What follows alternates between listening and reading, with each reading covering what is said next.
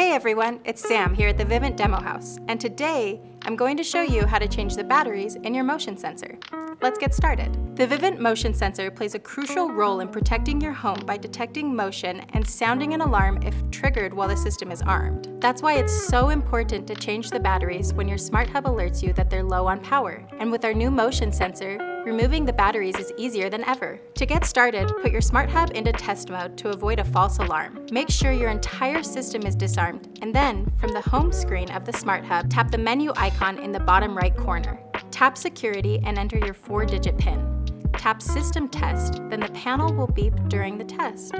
Now you can change batteries without triggering a false alarm. Open the motion sensor by sliding the sensor upwards with your thumbs and removing it from the backplate. Pull the black tab to remove the old batteries and replace with 2 new CR123A batteries.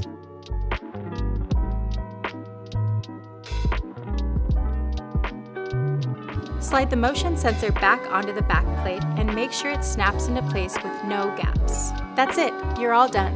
Your Vivint Motion Sensor is ready to assist in guarding your home and preventing emergencies. Thanks for watching, and don't forget to like, comment, and subscribe by clicking the bell notifications so you know when we upload new content. Bye for now!